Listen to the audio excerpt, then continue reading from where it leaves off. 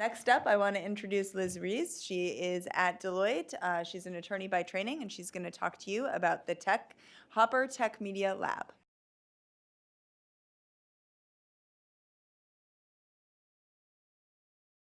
Hi everyone, my name's Liz. I'm here by way of DC, so spending the summer in California was a big change for me.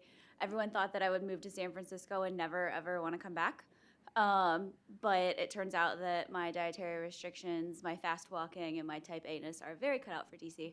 Um, so, um, so my project also very much aligns with the work that I do and the interests that I have personally, which is about women in the workplace specifically.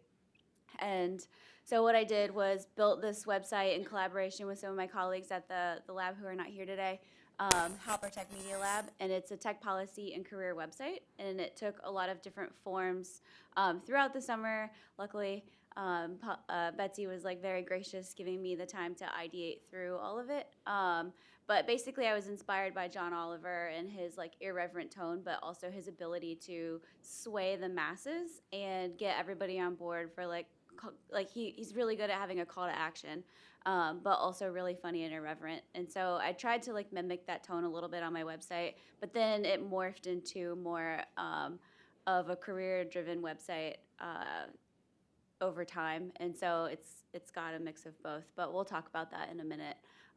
So basically, I'm the target audience, mid-career level woman, sense of humor, DC, type A, wants to move up, not sure how to do that in the boys club in which I work, which is often national security and tech spaces. So there are many meetings where I'm the only female in the room, and so I have to always have a very strong point of view. But when it comes to how do I level up at work, there's less information, it's kind of cloudy.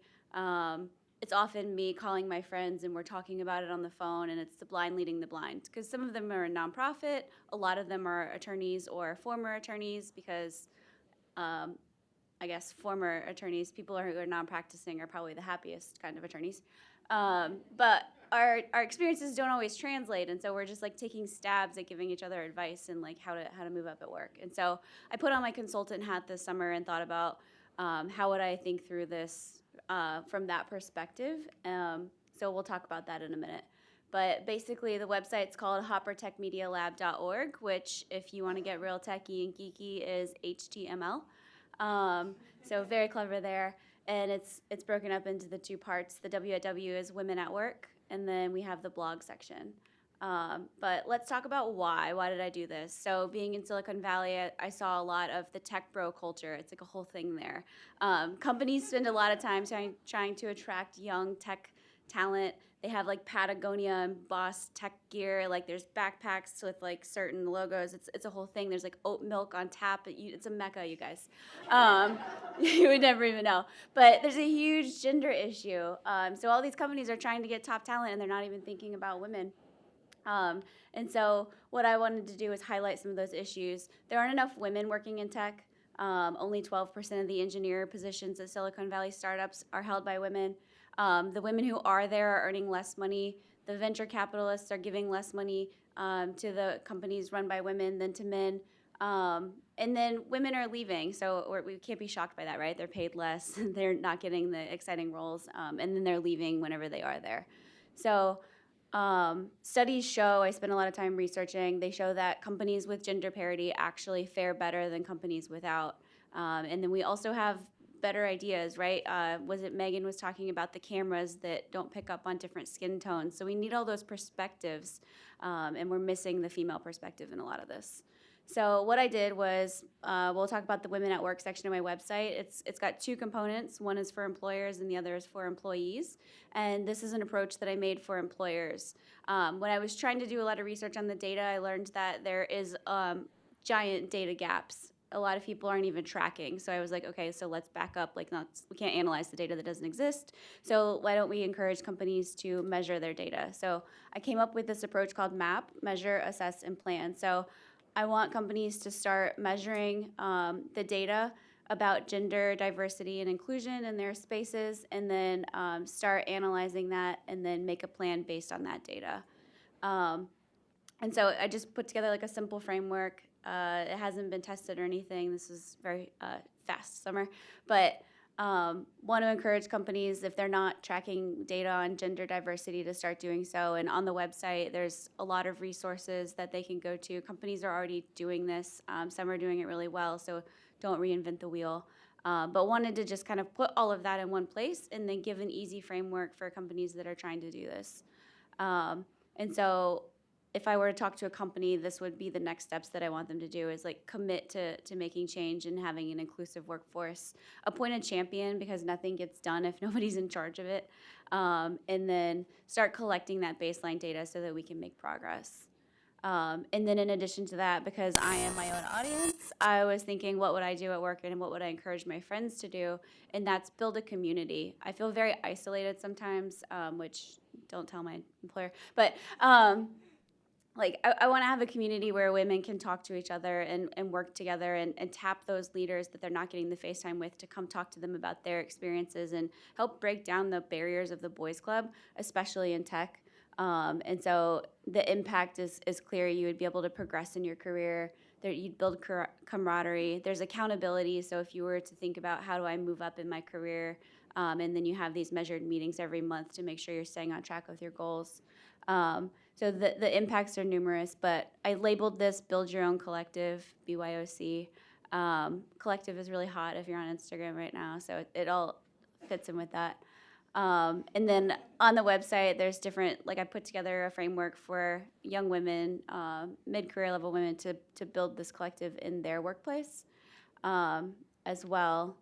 And then this slide I didn't know if I would show or not, but basically the first step of building your collective is to have a session 0 where they do a design thinking workshop. So every collective would have different themes and it'd be a different experience based on the needs and the career goals of the women who are in it. And so there's just tips and stuff like that. And it's all on the site. There's a lot of resources and links, but this is what I focused on this summer.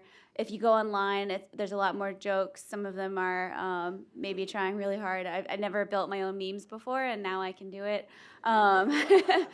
There's templates and draft agendas and things like that, but and then there's a whole policy section under the blog about why is tech policy important, and the history of tech policy and the disconnect between Silicon Valley and Washington, D.C. I think I was trying to do a lot with this website, you guys. But the most important is the frameworks for employers and employees to kind of aim to close that gender gap in Silicon Valley. But that's what I have. I want to encourage everybody to not be an ostrich. Get your head out of the sand. If you're an employer, start hiring women. Retain that top talent. Don't let them slip away. And then if you're an employee, I just hope that everybody feels empowered to take their career into their own hands. Thank you.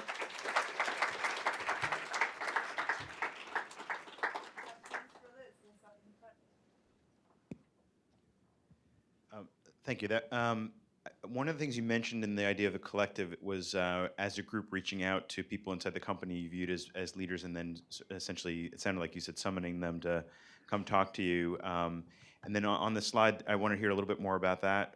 And also on that slide with the Build Your Own Collective, you have both a mention of mentors and sponsors, and wanted to hear your thoughts about sort of the difference between the two and why they're both important. So I'll take that second half first. So I spend a lot of my free time reading like Harvard Business Review, like looking at different personality quizzes and things like that. Psychology Today.